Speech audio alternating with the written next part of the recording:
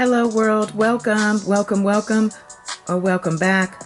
I'm Goddess Dawn. It's Friday, November 8th, 2019, and I'm here with a little bit of humor on this Friday, or whatever day of the week it is for you in the moment that you're watching this. I do appreciate you being here. If you're not subscribed at this time, go ahead and subscribe for me now. Hit the bell for the notification. And like this video, show me some love back, please. And go ahead and comment. Let me know you were here, especially if you're one of my warriors. I want to hear from you. But listen, shout out to my sis Nia Marie for sending me this link. It's comedian Lil Rell. You may remember him from the movie Get Out. He's been in a lot of things, actually. He's had his own sitcom. And he's being interviewed by Jimmy Kimmel. And this was published just yesterday. But listen to the whole thing. It's only a little over 8 minutes long. I was going to cut it down, but I think it's important that you understand the type of black man who's speaking. The type of man Lil Rell is the type of man who has a sound opinion. He's smart, he's intelligent, he's funny, and clearly successful. And the opinion he has of R. Kelly, to me, I can vibe with that. And I feel like a lot of people just need to hear what this guy has to say. He also breaks down Crenshaw. In LA, Crenshaw comes up a lot, and I think there's a lot of misunderstanding when it comes to Crenshaw. So listen to what he says about that also. But yeah, when he gets to R. Kelly, turn up the volume and listen. A lot of what he's saying we've heard before, and it's nothing good.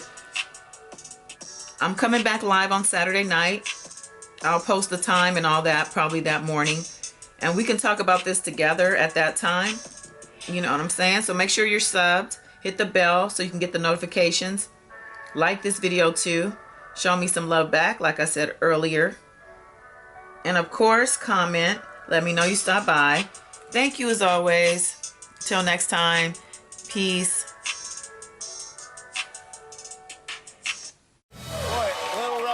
I think if there's anything we've learned tonight, it's that corduroy is making a huge comeback. You know what's funny? I saw him, I'm like, oh, he got on a corduroy outfit too. By the way, thank you for doing our show Crank Anchors on Comedy Central. Me, you did some very funny stuff. Did you have fun doing that? That's one of my favorite shows, like just on Comedy Central, so it's surreal to actually do it. So like to see my name in the promo and stuff was really cool. To see yourself as a puppet too. Yeah, it's funny when people make puppets of you. That's how they think you look. They're like, that's how you think I look. I don't look like that puppet. Yeah, the real Bert and Ernie were furious when they. This comedy special is very funny. First of all, oh, thank you. You shot it very interestingly in a high school gym. Yeah. And not only did you shoot it in a high school gym, but it gets dark throughout the special. Like it starts at, I don't know, I guess you started at around sundown, yes. And then by the end of the special, it's dark. Yeah. Is HBO out of money? What's going on? Did they spend it all on Game of Thrones? That's funny. That's funny people say that. No, that was my choice. I just didn't want it to look like everybody else. Yeah, no, I think it was an interesting choice. Gerard Carmichael, who directed it, he said, yo, I got a crazy idea. He's a very creative guy. He's a very creative guy. Yeah. He said, what you think about a gymnasium? I said, what? But when we went to see it and I saw this huge window, you know, I started like picturing like, oh, what if it'd be cool to see the sunset while I'm on stage. Yeah. And it ended up being something really beautiful, and I'm proud of it. I don't think I've ever seen a daytime environment for a comedy special in the first place. I wanted to do something different, man. And I don't wanted to put the money back in the community. So, you know, which is crazy. I shot it at Dorsey High School. I call it Lil Rell Live in Crenshaw, and it's like, people who went to Dorsey High School, went to Crenshaw High School, they're like, you wasn't in no Crenshaw, that's Dorsey. You know, like, Crenshaw not a real place. But what they don't realize is, to the rest of us around the country, for a long time, I thought Crenshaw was its own almost city. Right. And they don't know that everybody still think that. Oh. So that's why I named it Live in Crenshaw, because to be honest with you, with it not being a place, the way they've always described it from watching Boys in the Hood and all those classic movies, it's just the vibe of whatever that community is. So I want to call it Live in Crenshaw. Well, I think you did the right thing. Yeah. Now, but it'd be people, that ain't my high school. Like a lot of the special, like 80% of the special is one story. Yeah. You telling this fantastic story about did your family like that? Did they? This is what it is. Yeah. What I did was I took all these different stories I've ever told on stage and I made it into one thing. Ah, so it's all true. It's all true, differently true. Now I can't, I had to make it, had to exaggerate some things because people will sue you. You know what I mean? Mm-hmm. Do you have which of your relatives would be most likely to sue you? That's a good question. I don't think my dad would. But that's me and my brother were just talking about this. 'Cause I'm doing a screening in Chicago on Sunday, and I got most of my family coming out. And we is we gonna invite Dad out? But he been kind of talking crazy to people. So I don't want him to watch the material and then I've exaggerated some things. He's like, that ain't happened. So he could be disruptive in the theater. I don't want that to happen. Dad not invited to the screening.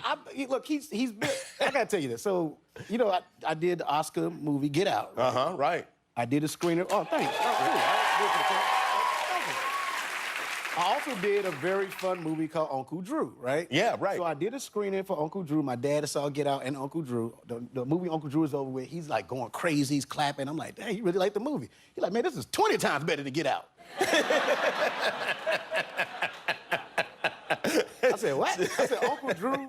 You think Uncle Drew? No disrespect, Uncle Drew's a really good movie. But not an Academy. Is it better than